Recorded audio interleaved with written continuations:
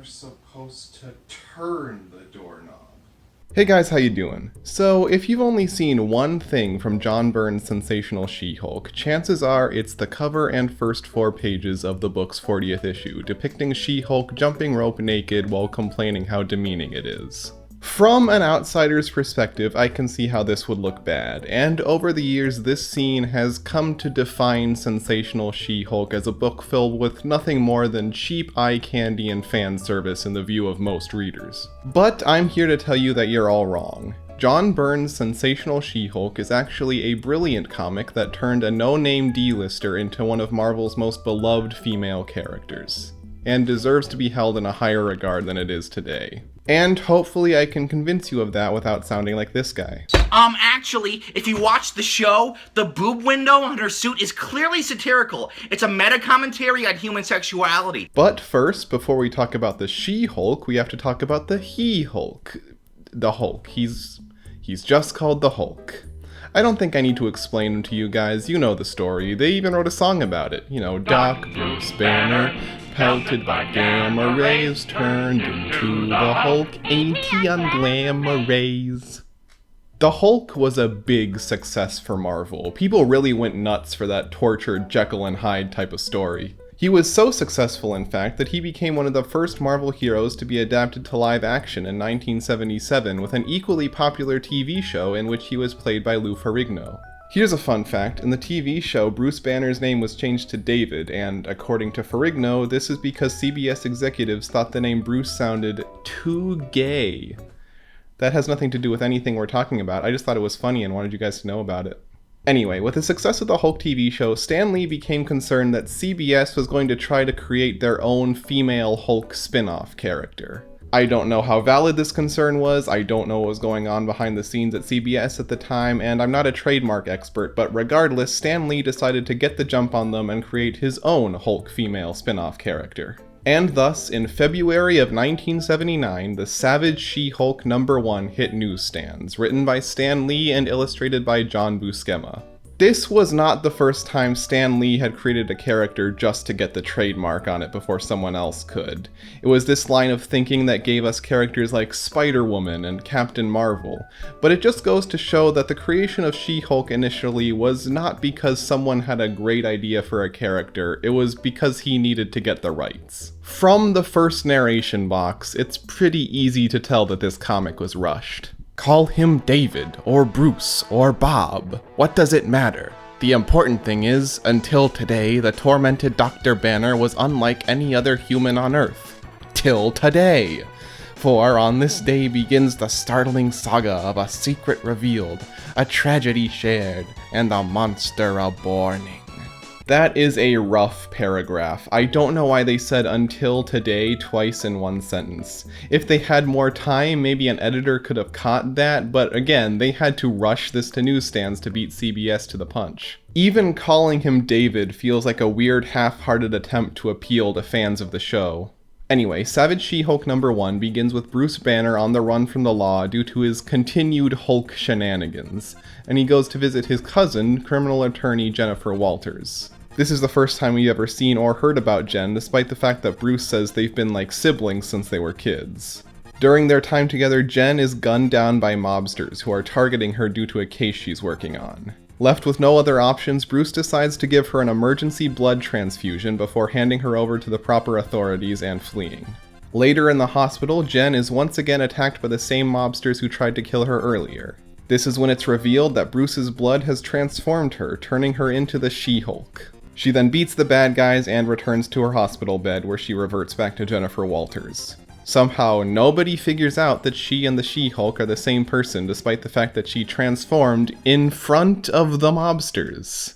We also get this iconic line. Wait, Joe, I need you here. There's no law against green skin.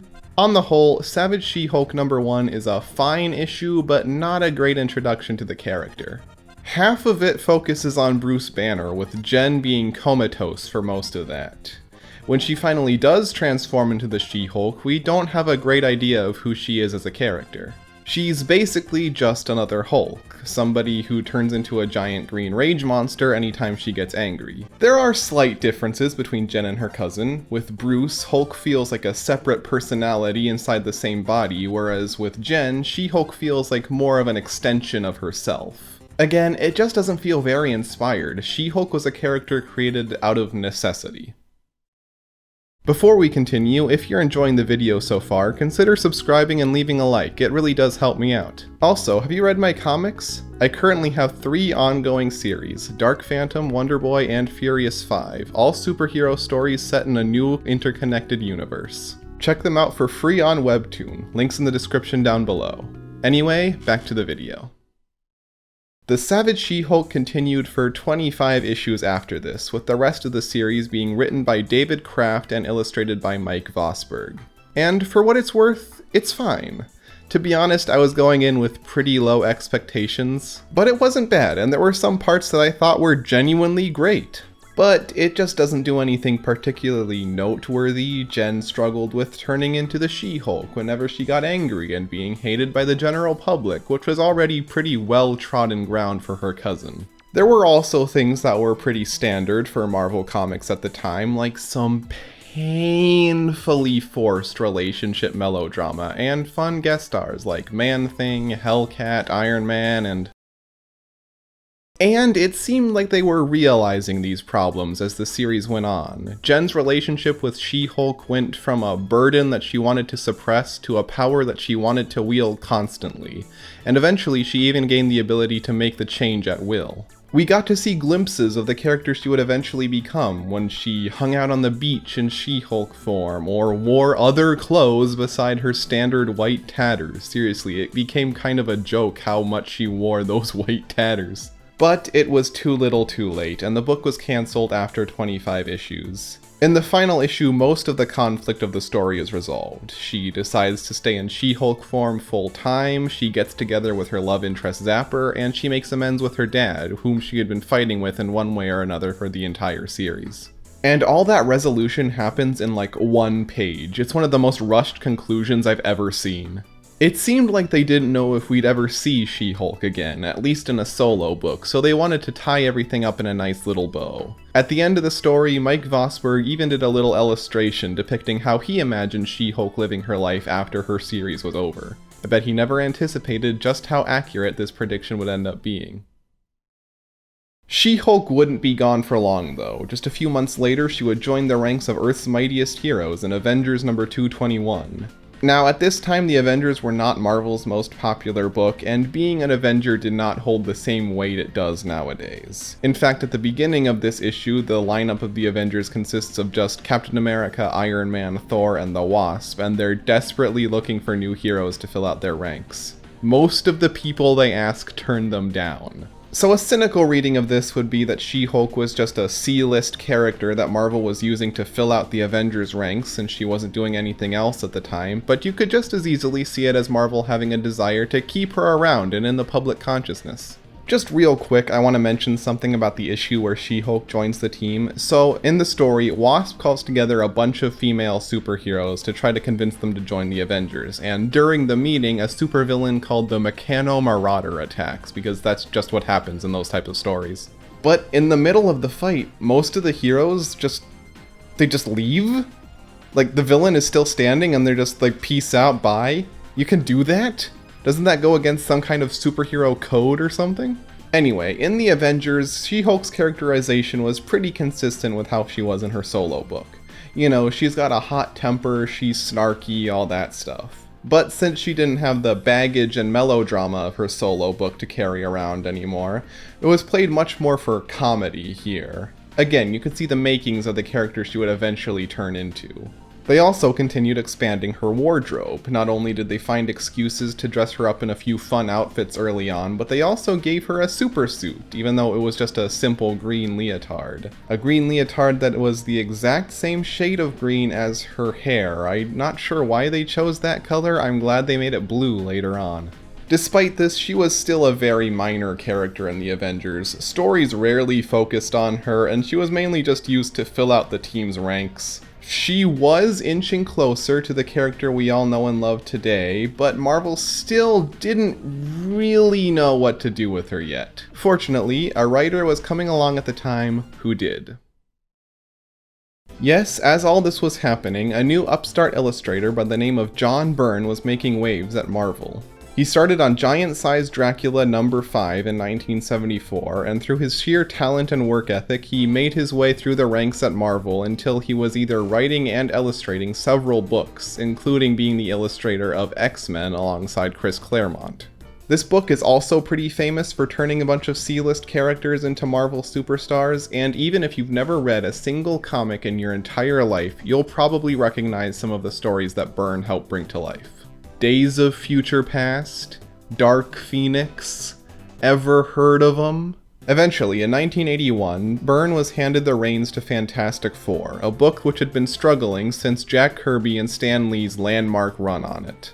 As a matter of fact, Lee and Kirby's FF had actually been the comic which introduced Byrne to Marvel in the first place years ago, so he had a special connection to it. His idea was to take a step back and reevaluate exactly what it was that drove people to the team in the first place, expanding on the crazy sci-fi adventures and the family squabbles that had made them a household name. Many people have talked about Byrne's contribution to the FF, and that's not really what we're here to talk about today, so I recommend watching B-Mask's video for a more thorough deconstruction on it. But my point is, Byrne's approach was successful, and he was proving himself very skilled at breathing new life into struggling characters. Plus, there's the detail that Byrne illustrated the book himself as well as writing it, and that's always a talent I can appreciate.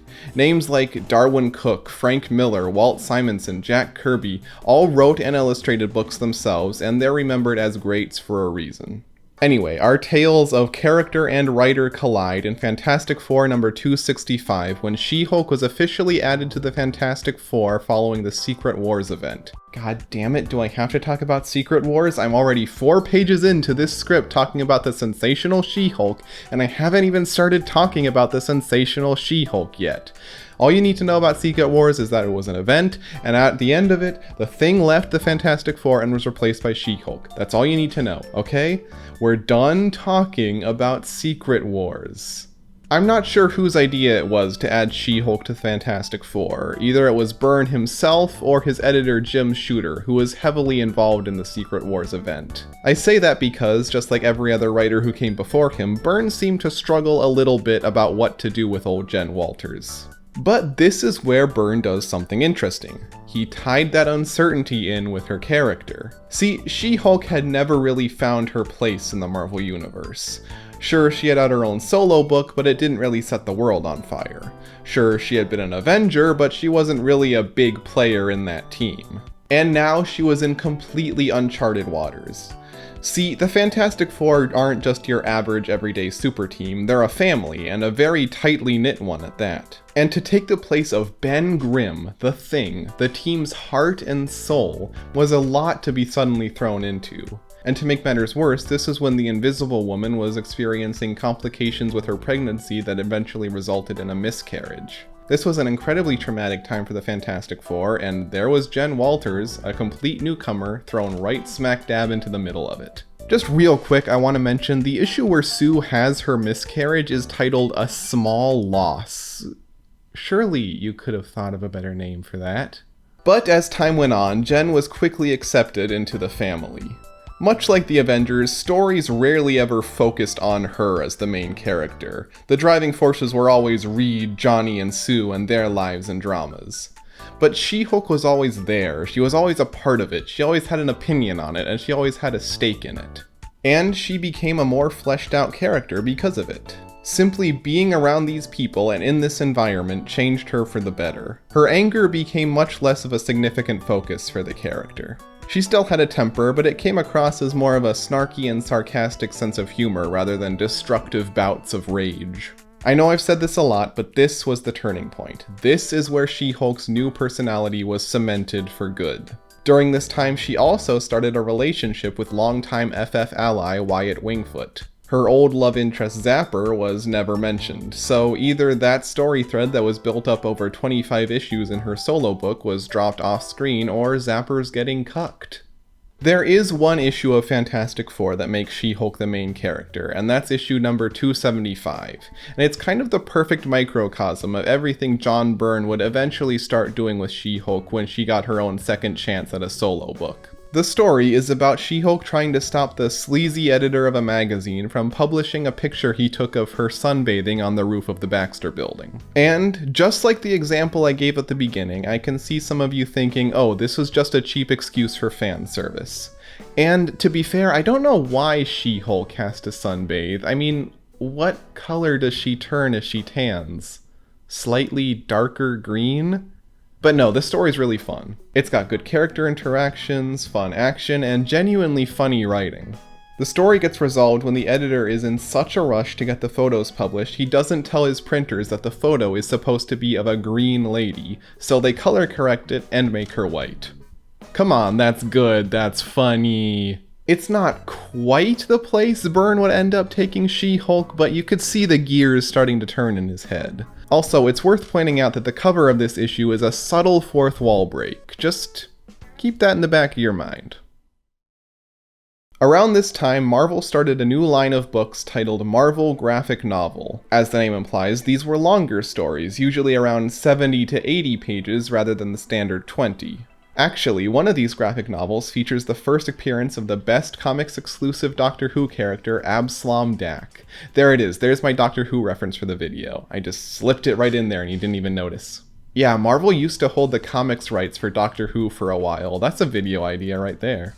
Marvel graphic novel was also an excuse for writers and artists to experiment with more adult themes and tones outside of the restrictions of the Comics Code Authority. The Comics Code is another huge can of worms that I can't really get into here. Entire videos have been made about its history if you're curious. All you really need to know is that it's essentially just the MPAA for comics, except instead of a rating system, it was a pass-fail system. You either got approved by the Comics Code or you didn't. And back in those days, you really didn't want to publish a comic without the approval of the code. Normally I wouldn't have even mentioned them, but the Comics Code Authority is another thing that comes back later, so again, back of your mind. Anyway, during his time on Fantastic Four, John Byrne was given the opportunity to write one of these Marvel graphic novels, and he decided to focus his story on She-Hulk, aptly titling it The Sensational She-Hulk. First thing I want to note about this book is that the art is absolutely incredible. As usual, Byrne does his own penciling, but the colors by Petra Scotese are absolutely gorgeous, giving it this wonderful painted look that complements the art really well. I'll be honest though, the story itself isn't anything fantastic. I mean, it's fine, it's good, it's got this James Bond style campy spy tone going on that suits She-Hulk well, but there are a lot of elements of the story that just don't really mesh with anything else that's going on. There's a villain that's a sentient mass of cockroaches that's able to control people by kissing them, and it's never really explained, and it doesn't play a huge part in the story, it's just kind of there. There's also the matter of Marvel graphic novels' more mature content. This isn't a criticism or anything, and it's not like it turns into a Serbian film or something like that, but it is kind of jarring to see our characters suddenly using PG-13 swears. Byrne also indulges in his love of, let's call it cheesecake. And look, like I said at the beginning, I don't want to make it sound like Byrne's run is entirely made up of fan service, but I can't deny that sometimes he has a tendency to overdo it. Even someone like me, who generally rolls my eyes when I see people complaining about stuff like this, found it kind of distracting. Not only does she go the entire issue without wearing pants, not only does she have not one, but 2 nude scenes, but when she wore this outfit out of nowhere for no reason, I had to go, okay John, we get it, calm down. Let's chalk this one up to Byrne being a little too overexcited to be working outside the confines of the Comics Code and leave it at that. But where the book excels is in the character progression for She-Hulk. The story begins with Jen lamenting the death of Bruce Banner, which is presumably something that was going on in the Incredible Hulk book. I don't know, I've read enough comics for this video, guys. I don't need to know the context for everything. And just by the way, the Incredible Hulk book at this time?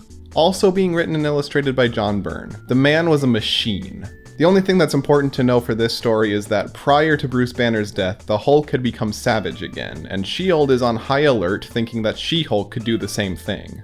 It's a real look how far we've come story for She-Hulk, as the character has gone from someone with the exact same struggle as her cousin to someone who we could never even imagine going down the same road as him. Byrne also shows how much Jen enjoys being She-Hulk, rarely ever reverting back to human form unless she absolutely has to. She's proud of being She-Hulk, and she's not gonna hide it. She even goes out of her way to amplify it, dressing as gaudily and over the top as possible at the beginning during her date with Wyatt because she doesn't care what people think of her. In fact, I think she wants people to stare. After years of stories not really focusing on She-Hulk as the main character and not checking in on how she's doing, this is a great opportunity to really see how far the character has grown and where her headspace is at the time. And the story ends with Jen getting another blast of radiation which left her permanently stuck in She-Hulk form. And this is a fact that she is completely fine with. I think this is a smart decision. With She-Hulk's character where it was, there was no need for the dual identity anymore. She had moved past it. What was once a core part of her identity had become a dangling loose thread. Better to cut it off than let it interfere with future stories. Not long after the release of Marvel graphic novel 18, John Byrne would leave Marvel and end his Fantastic Four run to do some work with a distinguished competition. He didn't do much important stuff here, though. He only wrote and illustrated the best Superman run of all time. That's probably my most controversial take of the video. Gotta get those comments somehow. But Byrne wouldn't be gone for long, making his grand return to Marvel in the late 80s, at which point editor Mark Gruenwald approached him about writing and illustrating a new She-Hulk book. Gruenwald's one stipulation was that this book be completely different than Savage She-Hulk. Byrne's idea was to give the book a much bigger focus on comedy, with the added twist that She-Hulk was now fully aware that she was a character in a comic book. And thus, in January of 1989, the sensational She-Hulk #1 hit newsstands. That's right, I'm 7 pages into the script about the sensational She-Hulk, and I'm only just now talking about the sensational She-Hulk. Jesus Christ. Right off the bat, the cover for the first issue is iconic, with Jen talking directly to the reader and threatening to rip up all their X-Men comics if they don't buy her book. Marvel covers had had a history of being cheeky for a few years at that point, but this one still set itself apart and offered something that comic book readers hadn't really seen before. The story itself, though, isn't great. The fourth wall breaking barely comes up aside from a couple throwaway lines here and there, and She-Hulk spends most of the issue mind-controlled. In fact, I'd say the first 3 issues really aren't a great showcase for this book's strengths. There are some fun fourth wall breaks, like Byrne arguing with his editors in the margins of the pages, and She-Hulk commenting on how she needs to bring in an obligatory guest star to boost sales, or pausing a fight when the book cuts to a subplot. And the jokes are pretty great. It's got a strong hit ratio, and many of them made me laugh out loud. I'm not talking about simple like exhales to the nose, I'm talking full-on ha-has. I'd say Sensational She-Hulk doesn't really hit its stride until issue 4. This is when Jen meets a new character named Wheezy, who had been showing up in brief cameos in the few issues prior. It's here that Wheezy reveals that she used to be a superhero named the Blonde Phantom, who actually was a real character back when Marvel was called Timely Comics. According to her, once her books stopped being published and she stopped appearing in comics regularly, she began to age at a normal rate since she was no longer being affected by Marvel's sliding time scale.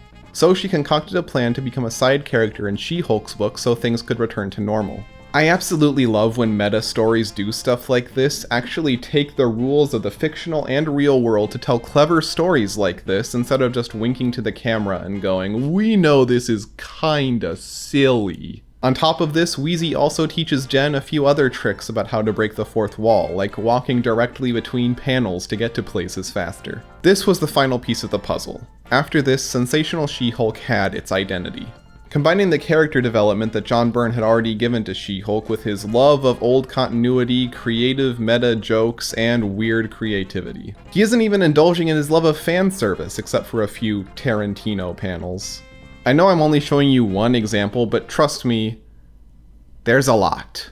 This idea is further cemented in issue 5, when She-Hulk is trapped in a world of cartoons turned realistic by a villain named Dr. Bong, who has a French anthro duck maid who's definitely turning someone on right now. And She-Hulk defeats him simply by tearing through the pages of her reality and walking across the comic book price guide to get to his lair. She-Hulk is officially the most powerful character in the Marvel Universe. Thanos with the Infinity Gauntlet has got nothing on her. I gotta admit though, I feel like I'm missing out on part of the fun by reading this from a trade rather than individual issues. You see, when comics get reprinted into these trade paperbacks, there's two things that often tend to get left out: the ads and the letters pages. The ads aren't a big loss, but there are a couple jokes that kind of rely on them being there, and it throws off the pacing when they aren't. No, the more noticeable loss is the letters page. These were pretty standard in Marvel Comics at the time. As the name implies, they were the space for fans to send in letters for the creatives to respond to. In Sensational She-Hulk's letters page, titled She-Mail, yeah. Not only did John Byrne respond to letters, but so did She-Hulk in character. I think this is a great idea, further endearing people to the character and once again setting itself apart from the competition. This energy persists for the next few issues, with John Byrne using his love of old continuity to revive US-1, a short-lived comic which had been cancelled after just 12 issues a few years prior. It was about a bunch of truckers who met aliens and fought Nazis. It was weird. But I can't stress this enough, he basically just uses She-Hulk to write his own little mini reunion for US-1. It's kinda great. But John Byrne's initial run on Sensational She-Hulk would end up being even shorter than US-1. There was a lot of behind-the-scenes drama with his editor, who was apparently rewriting some of his work and stifling his creativity, so he decided to just walk away from it after just 8 issues. But the book was not cancelled at this point, instead being taken over by other writers like Steve Gerber and Peter David. And look, both of these guys are great writers in their own respects, and they are the perfect choices to take over for this book. I mean, Steve Gerber had actually created the villain I mentioned earlier, Dr. Bong, in the pages of Howard the Duck, which does explain the French Anthro Duck Maid. I admit that I did not read their work on Sensational She-Hulk thoroughly. I mainly just skimmed it just to get through to the part where Byrne comes back, but they were okay. They weren't great, but there's just some aspect of John Byrne that can't really be replicated.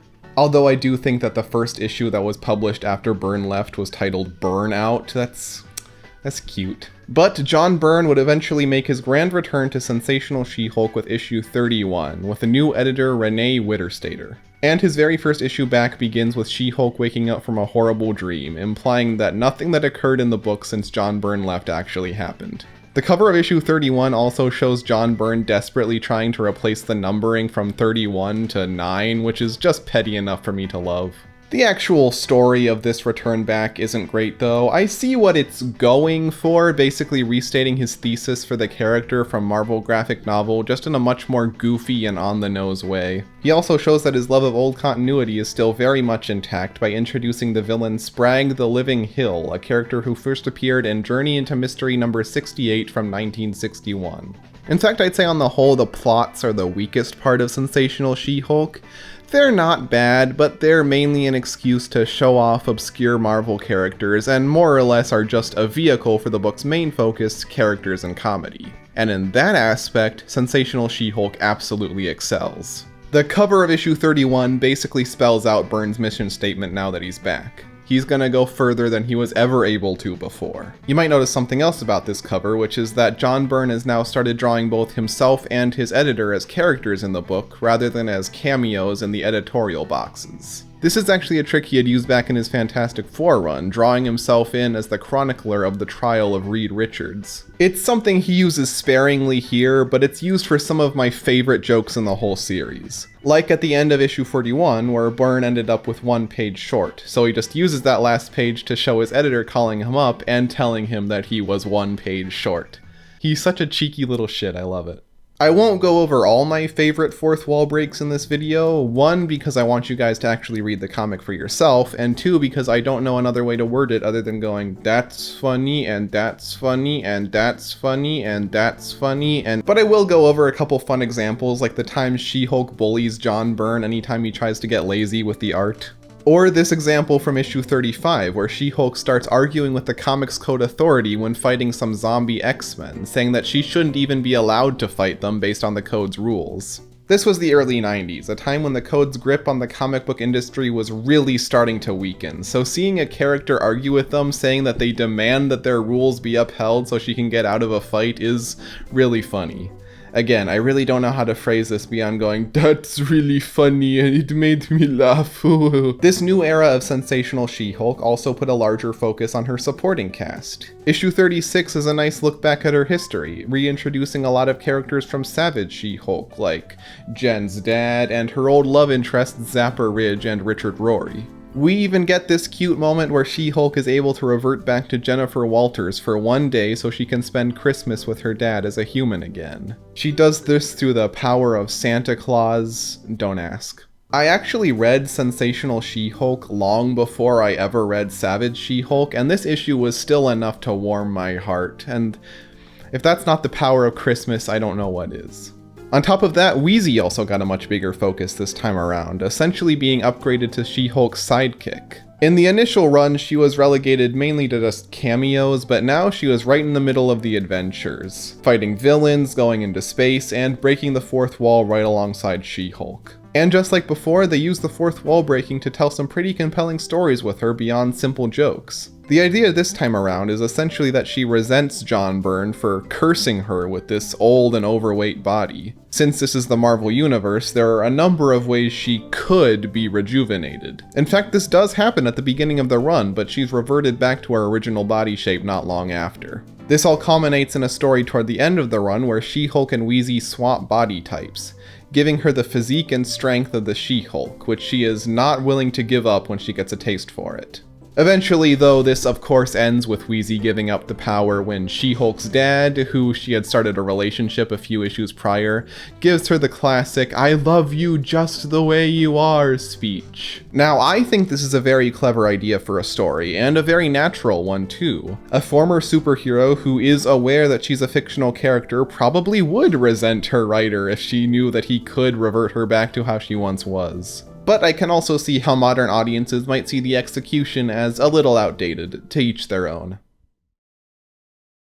The revival era of She-Hulk is also when Byrne started to get bolder with the fan service, to the point where I really can't argue with people when they say it's one of the defining aspects of the book. I mean, the spine of the second trade paperback is a picture of She-Hulk in lingerie. It's not exactly subtle. But I will provide a little more context to it, since I don't think it's as simple as people are painting it out to be.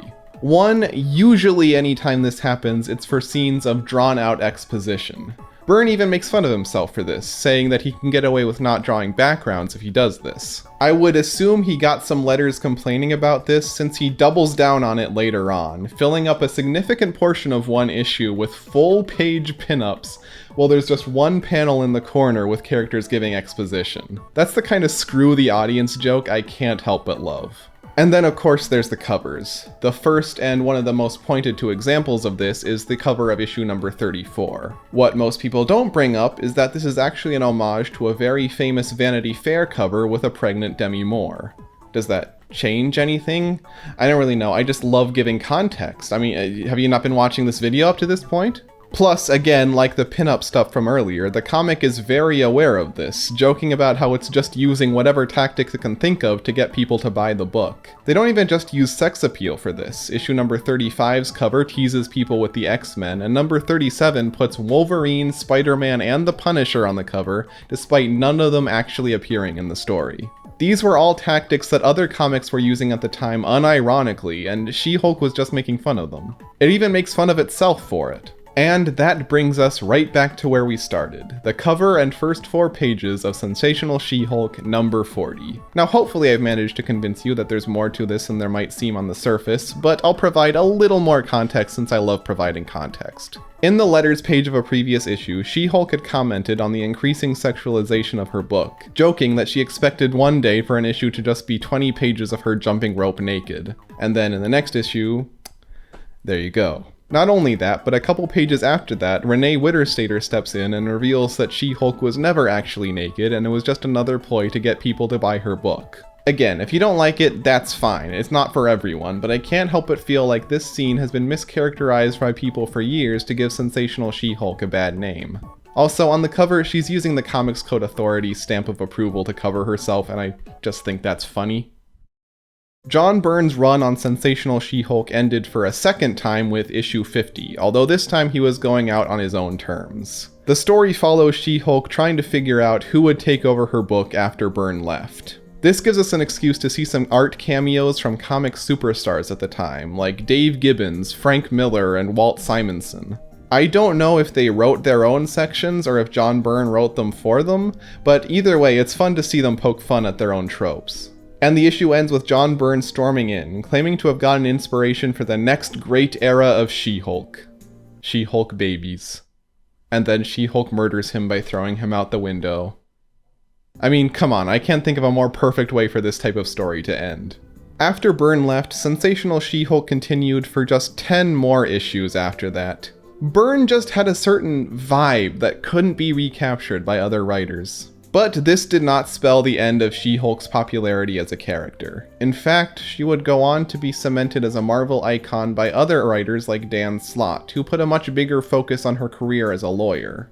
The fourth wall breaking and space adventures were put to the side in favor of legal shenanigans, which seemed to do well for her.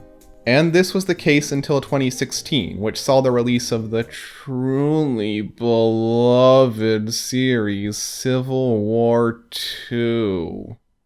During this story, Bruce Banner is killed and She-Hulk ends up in a coma. After this event, She-Hulk was once again changed as a character. Gone was the fun, confident lawyer we once knew, and in its place was a woman who turned into a giant rage monster anytime she got angry. Wait, that sounds familiar. Yeah, the 2010s were a time when a lot of changes were going on at Marvel, with new characters taking up mantles held by other characters for decades. The success of these can be debated on an individual basis, but I think no matter who you ask, the most baffling change was to She-Hulk. Jen was even more of a carbon copy of her cousin than she was before, taking on his exact same physique and gaining his signature Hulk smash style of speaking. She even dropped the she from her name, just going by Hulk. This was an especially baffling change because we already knew this didn't work. It's the reason her character needed such a drastic overhaul in the first place all those decades prior.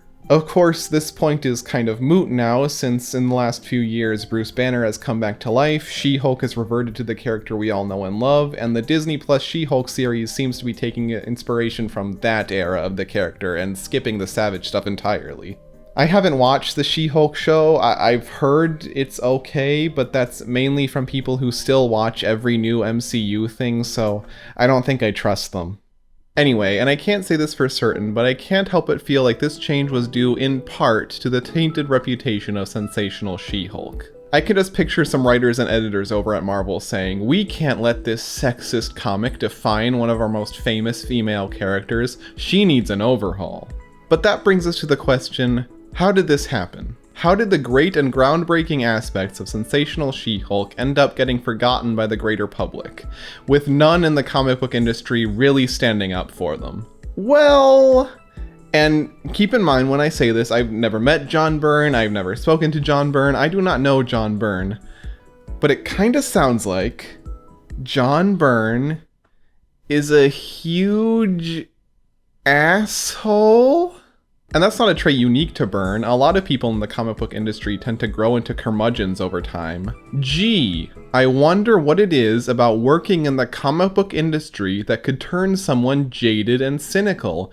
I just don't know. I can't explain it. It's a mystery. Who knows? But Byrne is a different kind of asshole, the kind that's turned him into a bit of a pariah amongst his peers. You see, most complaints from old comic pros come from how they feel mistreated by the industry, and how they feel like they're not properly compensated or credited for the creation of these characters and stories. Byrne does not feel that way. He once wrote an editorial saying that writers and artists should basically just suck it up and work within the rules of the contracts they signed. As you can imagine, this did not go over well with his fellow creators. Remember Steve Gerber, one of the guys who took over writing Sensational She-Hulk when Byrne left? He got so mad at John for this that in his book Destroyer Duck, which he created alongside comic legend Jack Kirby, he created a character to make fun of Byrne. Basically a cog in the machine and a guy who was a complete company man who did whatever the soulless corporation asked of him. Imagine that. Jack Kirby, one of the people responsible for getting John Byrne interested in Marvel Comics in the first place, was now dunking on him.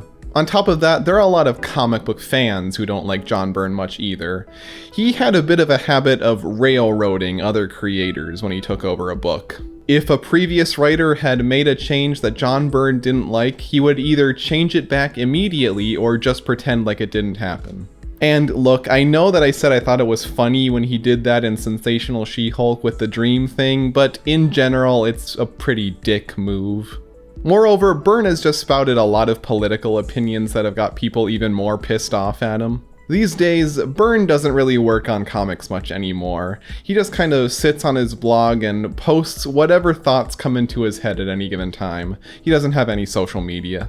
Look, I can't deny that John Byrne is at least a little bit of a dick, and I don't agree with a lot of the things he's said. Also, I haven't read a lot of his work. Like I said before, he's written a lot of comics, and I've really only read the good ones, so I can't argue if people say that a lot of his work isn't great. But no matter what you think of him, I think it's hard to deny that Sensational She-Hulk is his masterpiece, and deserves to be held in a higher regard by most modern audiences. But hey, don't take my word for it, we actually have John Byrne in the studio right now. He's just off screen, but he's there. So John, I need to ask you, was my assessment of Sensational She-Hulk right? No, I just wanted to see titties. God damn it. Hey, thanks for watching. If you liked it, consider subscribing and watching some of my other videos. You could have seen this video 24 hours early on Patreon for as little as $1. For updates, check me out on Twitter at ClassActJack, and of course, read my comics. Links to everything are in the description. I'll see you guys later.